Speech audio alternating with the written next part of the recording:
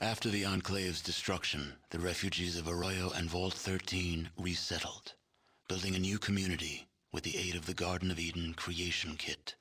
Finding themselves hundreds of miles from their vault, the members of Vault 13 chose to join the villagers in establishing a new community, and their technical expertise, combined with the villagers' survival skills, allowed the new settlement to grow and prosper. 2 generations of the same bloodline were reunited, and their savior, the Chosen One, became elder, presiding over the village in the years to come. Armed with flares and clubs, the people of MODOK invaded the Slag's underground city. The Slags were quickly defeated, and the MODOK residents slaughtered every man, woman, and child they found. Rumor of this vicious attack spread far and wide, and fear motivated MODOK's neighbors to attack and destroy the town. Metzger's slave trade in the den expanded greatly, giving him influence and power throughout most of the area.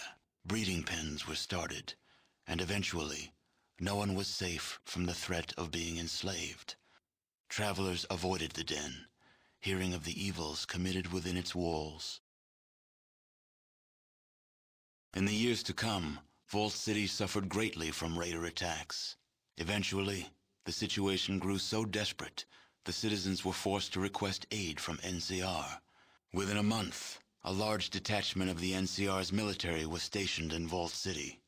The military presence quickly became an occupation force, and Vault City became the first of NCR's border territories. Not long after the destruction of the Enclave, the Bishop family of New Reno was blessed with a child. This child seemed to have little in common with the bishops, preferring instead to spend his days exploring the wastes. When he turned 13, he seized control of the Bishop family and led them to victory over the remaining New Reno families. He died quietly in his sleep at the age of 73, never having known his real father. Optimizing Gecko's reactor created a power surplus in Gecko. The Vault City Council, unable to expand because of their limited power supply, yielded to internal pressure and was forced to take over Gecko to control the reactor. The peaceful ghouls of Gecko became slaves and spent the rest of their lives serving Vault City. Several years after the Chosen One sold the excavator chip to dangerous Dan McGrew, Dan used the superior production of his Morningstar mine to buy the Cocoweef mine and then to reopen the great Winnemingo mine. Dan then used his industrial clout to forge an alliance of convenience with the families of New Reno, trading gold in return for protection. With the destruction of the conspiracy to destroy the mutants, Broken Hills began to thrive. Then the uranium ran out.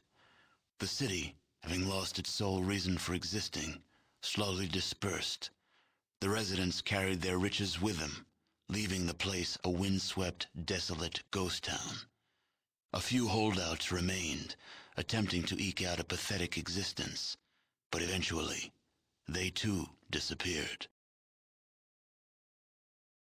Already weakened by the failure to annex Vault 15, President Tandy was forced to retire when her own Vice President Carlson accused her of complicity in Councilman Weston's death. As president, Carlson wasted no time in securing his grip on power. Under his rule, expansion slowed, since he was more concerned about lining his own pockets than furthering the cause of civilization.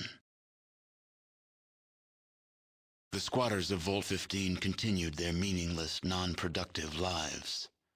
No one noticed when the desert wastes finally claimed the squat.